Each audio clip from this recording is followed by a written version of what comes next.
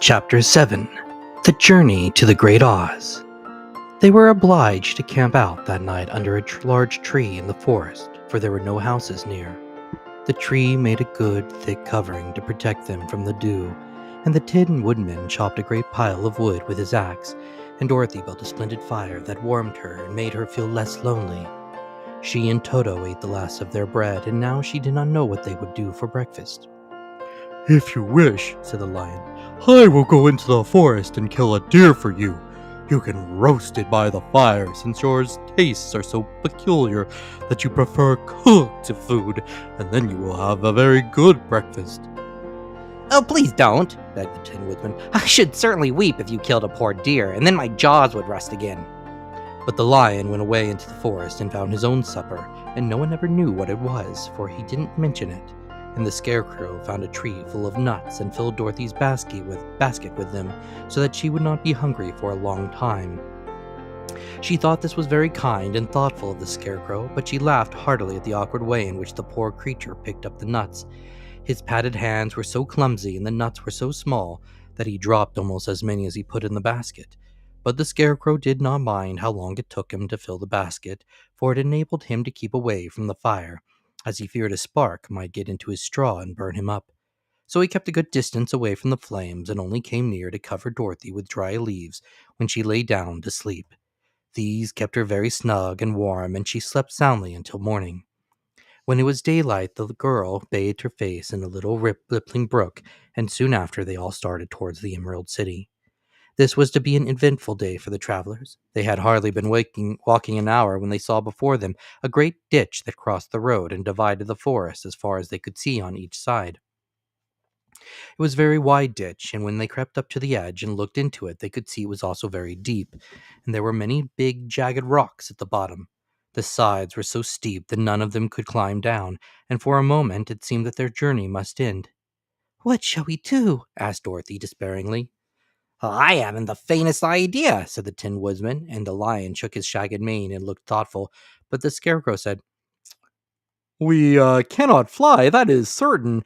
Neither can we climb down into the great ditch. Therefore, if we cannot jump over it, we must stop where we are." "I think I could jump over it," said the Cowardly Lion, after measuring the distance carefully in his mind. "Then we are all right," answered the Scarecrow, "for you can carry us all over on your back, one at a time." "Well, I'll try it," said the lion. "Who will go first?" "I will," declared the Scarecrow, "for if you found that you could not jump over the gulf, Dorothy would be killed, or the Tin Woodman badly dented on the rocks below. But if I am on your back, it will not matter so much, for the fall would not hurt me." "I'm terribly afraid of falling myself," said the Cowardly Lion, "but I suppose there's nothing to do but try it. So get on my back, and we will make an attempt." The Scarecrow sat upon the lion's back, and the big beast walked to the edge of the gulf and crouched down. "Why don't you run and jump?" asked the Scarecrow. "Because that isn't the way we lions do these things," he replied. Then, giving a great spring, he shot through the air and landed safely on the other side. They were all greatly pleased to see how easily he did it, and after the Scarecrow had got down from his back, the lion sprang across the ditch again. Dorothy thought that she would go next, so she took Toto in her arms and climbed on the lion's back, holding tightly to his mane with one hand.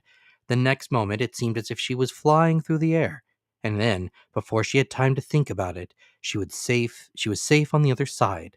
The lion went back a third time and got the Tin Woodman, and then they all sat down for a few minutes to give the beast a chance to rest, for his great leaps had made his breath short, and he panted like a big dog that has been running too long. They found the forest very thick on this side, and it looked dark and gloomy. After the lion had rested, they started along the road of yellow brick, silently wondering each in his own mind if ever they would come to the end of the woods and reach the bright sunshine again. To add to their discomfort, they soon heard strange noises in the depths of the forest. The lion whispered to them that it was in this part of the country that the Kaladas lived. "What are the Kaladas?" asked the girl. "They're monstrous beasts, with bodies like bears and heads like tigers," replied the lion, "and with claws so long and sharp that they could tear me in two as easily as I could kill Toto. I'm terribly afraid of the Kaladas."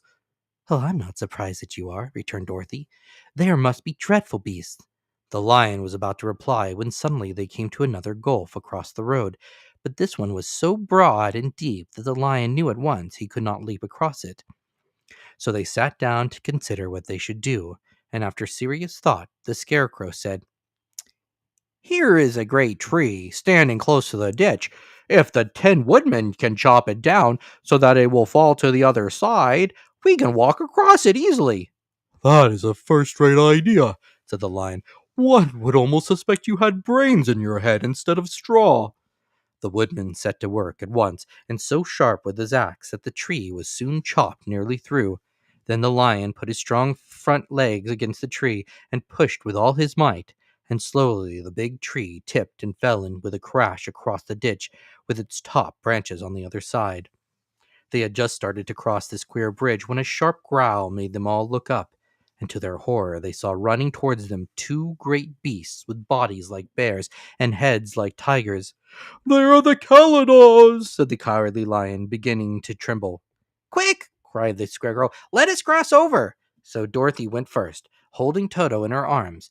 The Tin Woodsman followed, and the Scarecrow came next. The lion, although he was certainly afraid, turned to face the Caladas, and then he gave so loud and terrible a roar that Dorothy screamed, and the Scarecrow fell over backwards, while even the fierce beast stopped short and looked at him in surprise. But seeing they were bigger than the lion, and remembering that there were two of them and only one of him, the Kaladas again rushed forward, and the lion crossed over the tree and turned to see what they would do next. Without stopping an instant, the fierce beast also began to cross the tree, and the lion said to Dorothy, We're lost, for they will surely tear us to pieces with their sharp claws. But stand close behind me, and I will fight them as long as I am alive. "Wait a minute," called the Scarecrow. He had been thinking what was best to be done, and now he asked the Woodman to chop away the end of the tree that rested on their side of the ditch. The Tin Woodman began to use his axe at once, and just as the two Kaladas were nearly across, the tree fell with a crash into the gulf, carrying the ugly snarling brutes with it, and both were dashed to pieces on the sharp rocks at the bottom. Well, Said the cowardly lion, drawing a long breath of relief, I see we are going to live a while longer, and I'm glad of it, for it must be a very uncomfortable thing not to be alive. Those creatures frightened me so badly that my heart is beating yet. "Ah," said the Tin Woodsman sadly, "I wish I had a heart to beat." The adventure made the travelers more anxious than ever to get out of the forest, and they walked so fast that Dorothy became tired and had to ride on the lion's back. To their great joy, the trees became thinner the farther they advanced, and in the afternoon they suddenly came upon a broad river, flowing swiftly just before them. On the other side of the water they could see the road of yellow brick running through a beautiful country, with green meadows dotted with bright flowers, and all the road bordered with trees hanging full of delicious fruits. They were greatly pleased to see the delightful country before them. "How shall we cross the river?" asked Dorothy. "That is easy to done," replied the Scarecrow. "The Tin Woodman must build us a raft so we can float to the other side." So the Woodman took his axe and began to chop down small trees to make a raft, and while he was busy at this, the Scarecrow found on the river bank a tree full of fine fruit. This pleased Dorothy, who had eaten nothing but nuts all day, and she made a hearty meal of the ripe fruit. But it takes time to make a raft, even when one isn't as industrious and untiring as the Tin Woodman, and when night came the work was not done.